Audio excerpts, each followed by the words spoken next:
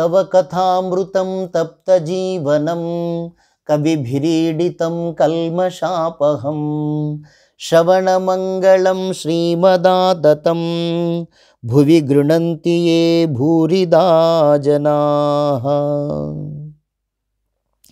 ఓం శ్రీరామకృష్ణాయ నమః.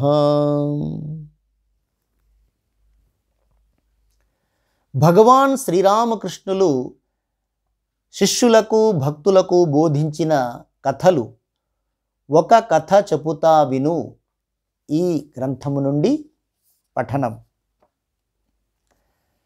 మొట్టమొదట భగవంతుని స్వభావము గురించి బోధిస్తూ శ్రీరామకృష్ణులు ఇలాంటి కథలు చెప్పేవారు. మొదటిది, భగవంతుడు కల్పవృక్షము వంటివాడు. అంటే మనం ఏది కోరితే అది ప్రసాదిస్తాడు. బాటసారి కల్పవృక్షము అనే కథ. ఒకసారి దక్షిణేశ్వర ఆలయ నటమందిరములో విద్యాసుందర్ అనే నాటకము వేశారు. శ్రీరామకృష్ణులు దాన్ని చూశారు. మర్నాడు ఆ నాటకంలో వేషం వేసినవాడు ఒకడు శ్రీరామకృష్ణులను దర్శించడానికి వచ్చాడు.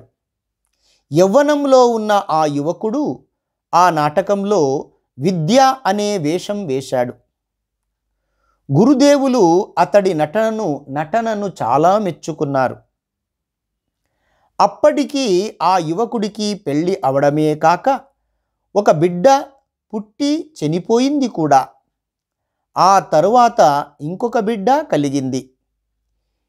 ఈ విషయం తెలిసిన తరువాత గురుదేవులు అంటే శ్రీరామకృష్ణులు విషయభోగాలు అనిత్యము అని వివరిస్తూ అతడితో చాలాసేపు సంభాషించారు.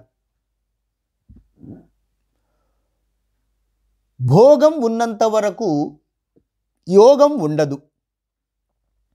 డబ్బు అనేది అన్నదమ్ములలో కూడా పోట్లాటలకే దారితీస్తుంది కదా. అప్పటి వరకు ఎంతో ప్రేమతో మెలుగుతున్న కుక్కలను చూడు. ఒక ఎంగిలి విస్తరి పడగానే అవి పోట్లాడుకుంటాయి. ఎప్పుడైతే భోగం వదిలిపోతుందో అప్పుడే శాంతి లభిస్తుంది. ఒక కథ చెబుతా విను అంటూ అతడికి శ్రీరామకృష్ణులు ఈ క్రింది కథను చెబుతారు. ఒక బాటసారి ఎండలో నడిచిపోతున్నాడు. ఎండలో ఎంతో దూరం నడిచాడు.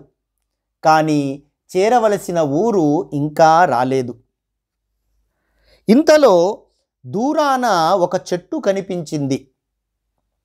ఆ బాటసారి అక్కడికి పరిగెత్తి ఆయాసపడుతూ దాని నీడలో నిలబడ్డాడు. అప్పటికే బాగా అలసి ఉండడం వల్ల ఎండ వల్ల అతడికి దాహం వేసింది. త్రాగడానికి నీళ్లు ఎక్కడైనా దొరికితే బాగుండునే అనే ఆలోచన వచ్చింది. అలా అనుకున్నాడో లేదో తక్షణమే అతడి ఎదుట చల్లని మంచినీళ్ల పాత్ర ఒకటి ప్రత్యక్షమైంది. ఆ నీళ్లు త్రాగగానే వాడికి ఆకలి వేసింది. అన్నం తినాలి, భోజనం చేయాలనే కోరిక మనస్సులో కలిగింది. తలచిందే తడవుగా రకరకాల అద్భుతమైన పిండి వంటలతో షడ్రసోపేతమైన రుచికరమైన భోజనం ఎదుట కనపడింది, ప్రత్యక్షమైంది. కడుపు నిండా తినేసరికి భుక్తాయాసము కలిగి కాస్త పడుకుందాము, నిద్రపోదాము, కునుకు తీద్దాం అనుకున్నాడు. వెంటనే మెత్తని చక్కటి పానుపు కళ్ళ ఎదుట తారసిల్లింది. వాడు దాని మీద అటూ ఇటూ దొర్లుతూ ఆ రోజు జరిగిన విచిత్రమైన సంగతులన్నీ నెమరు వేస్తున్నాడు. నేను ఏది కోరుకుంటే అది కళ్ళ ముందు ప్రత్యక్షమవుతోన్నదే. చూస్తే ఇదేదో వింతగా ఉందే, అలాగే ఇలాగే ఏదైనా పులి వచ్చి నన్ను మృంగితే అనుకున్నాడు. ఇంకేముంది, గాండ్రుమంటూ ఒక పెద్ద పులి వచ్చి అతడి గొంతు కొరికి చంపేసింది. చూశావా, ఆ చెట్టు మరేమిటో కాదు, అదే కల్పవృక్షము. కల్పవృక్షము ఏది కోరితే దాన్ని ఇస్తుంది.